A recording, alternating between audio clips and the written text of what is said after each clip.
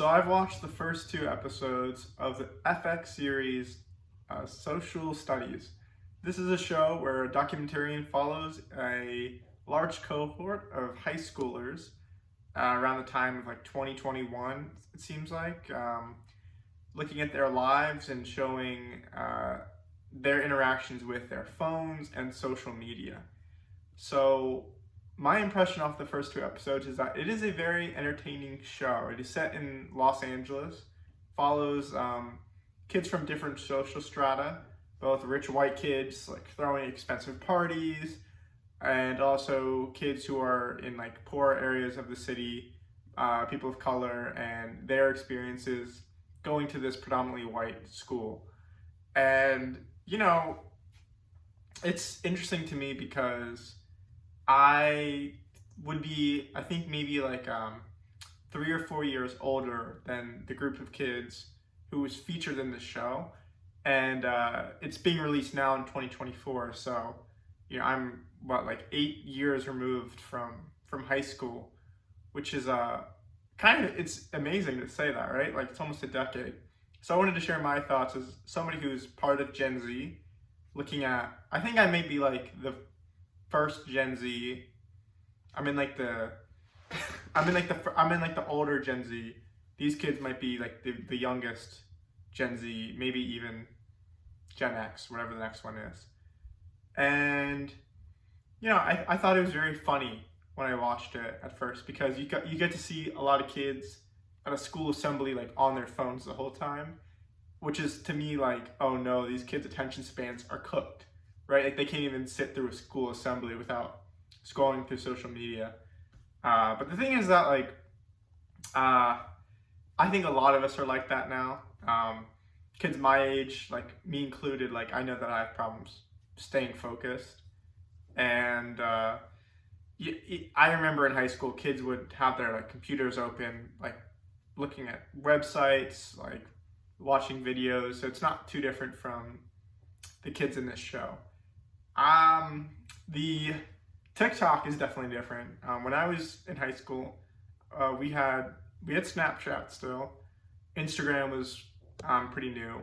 This is like around 2015 that 2014 I'm joining high school, and then like Vine.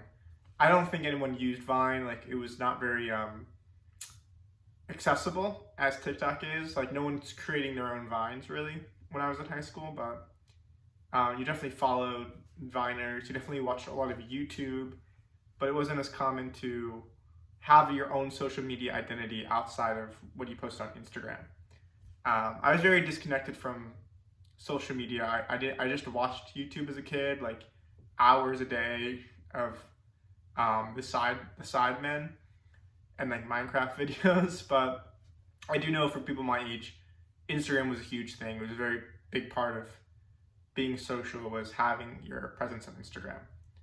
So with this show, it gives you a sort of glimpse into what the lives of these kids are like, and it's actually pretty difficult to watch at times when you think about the things that they're getting exposed to. Like a lot of the young women in the show talk about their experience like sexualizing themselves on the internet without really understanding why that's happening to them.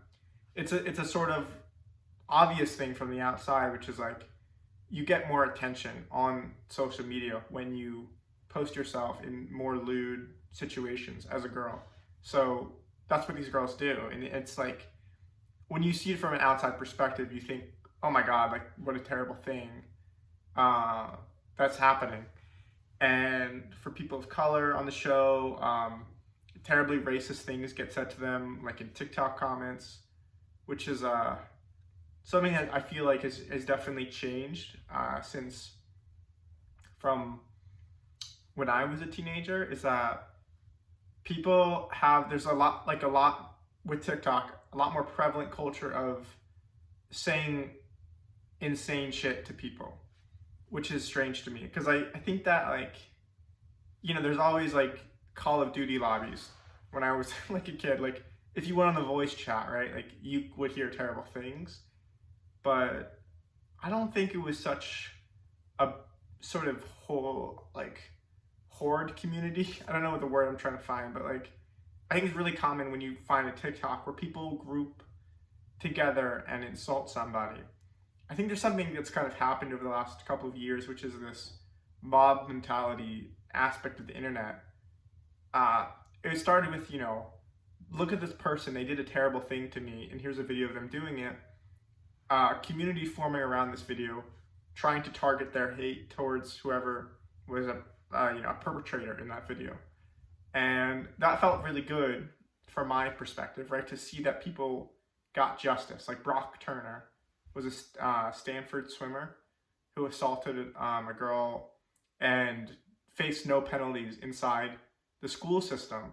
However, once that video got taken to the internet, he was able to face like huge repercussions socially, financially, and that felt very good as an internet community to see somebody brought to justice extrajudicially, extracurricularly. And I think that has sort of warped today to anytime you see somebody on the internet, like if it's a girl and she's attractive, it's a person of color, like anything that can you can pick on somebody for, either it could because it's seen as like desirable or undesirable in these like stereotypical characterizations we have. It's an excuse for the comments, especially like with TikTok, to attack them for it. And I feel really bad for these kids because of what that's like. I think a lot of times when we look at kids and we look at like their attention span, prevalence of social media, we ask, are these like, we like to say like, oh, these kids are screwed. These kids are not like how we were kids growing up, which I think is a very, exaggerated, or what, I don't know how to say this. Like, I don't think it's right. I don't think that's a good conclusion to come into, because we all grew up and we all had problems. So are we turning out fine? I think for the most part, yes. I think that this generation, me included, the problem that we might face is a sort of lack of bearing for our lives, perhaps. I don't know, man. Honestly, I'm not a sociologist. I think the show is interesting to watch. I'm trying to draw a conclusion about what I think of this generation and this cohort of high schoolers. But a lot of it is things that transcend generational problems and is more just a societal thing that always happens, where you see like rich kids who are privileged, poor kids who are underprivileged. I don't know, like beyond that, it's hard to gauge like more wisdom from that. So overall, like I really like the show. I think it's extraordinary to me how much these kids are willing to share. I don't know if that's this, like, I don't know if we're only seeing a bias towards kids who are more comfortable sharing their lives than others, or if it's just because everyone's promoted to have like their own YouTube channel, their own TikTok. It might be more natural for them to think that, of course, there's a camera crew following me around, right? Because for the most part, that is what a lot of these kids' lives are like. Every time they hang out with their friends, all of these kids are their own camera crew, right? They're always filming everything that's happening. And, having an actual documentary crew following them around might not feel that different from their actual lives. Final thoughts is that, I've only watched the first 2 episodes. It seems like the next one might touch on like school shootings, which is something that I grew up on. I think that is like a huge failing on our culture, is our lack of action on gun safety. And it's very disappointing. I, as a high schooler, was scared of school shootings. You'd hear them in the news and you'd think like, you'd see children, scores of children getting murdered, and there's always the same gun. It was always the same story. And I can't recall anything like ever being done about it. Like policies getting passed on a state level, on a nationwide level. It was always, thoughts and prayers. Let's not politicize this. And things, NRA contributions for politicians. And, the reassurance that no one's going to take your guns away. Which is, that's a terrible story. And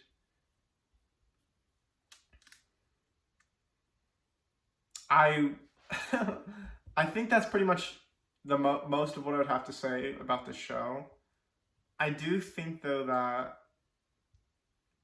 I want to connect what's happening to this generation that I'm, a little bit older than, but still a part of, and generations in the past. Like, for me, I think it draws the most similarity to the hippie era, because a lot of kids that care a lot about social issues, yet may not really have any sort of tangible effect on these problems. It's just because like you see a lot of white kids, BLM supporters, doing protests, much like what happened in the 60s. But then you think about like who has real power in these social structures, what change is actually occurring because of these protests. And then currently it makes me think about like the campus protest about Israel, where you see, me included, like I've participated in rallies, and I really don't know, like I know friends, like they post on social media about the cause all the time, but then you think like, what's being done? Nothing's actually being accomplished by doing this. That does not mean it's stupid. It doesn't mean it's cause for ridicule towards these well-meaning young people, but it is interesting to think about, where you like the effort versus the actual change. So to slide into this YouTube channel, I am trying to cultivate in my life an ability to see effective change in what I care about.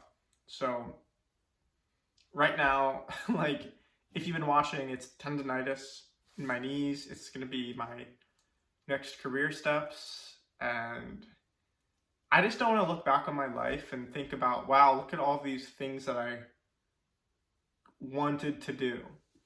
Oh, I'm so proud of all these things that I wanted to do at one point, and sort of meandered towards briefly before switching to something else. I really want to say, like, there was an era in my life that I was faced with a desire, and I chased that desire and overcame obstacles and accomplished it. I think that's probably the most powerful tool that any of us can have as individuals. And maybe if there's a culture around that, more prominent for kids, it also will lead to a society that is capable of more than just wanting things, wanting change with our foreign policy, wanting change with gun policy, wanting to be more connected to the world, to the people around us. And, all through that start where you're just thinking, like, how do you really get things done in your life? So, yeah, that's my thoughts. By the way, I need 50 followers in order to live stream. So, please subscribe. Let's get to 50 followers so I can live stream. Big dream of mine, 50 followers. So maybe I'll start posting clickbait soon. You'll see my boobies in a thumbnail and you'll think, wow, he's really selling out. But just know it's only because I need to get to 50 subscribers so I can begin live streaming. Take care. Bye-bye.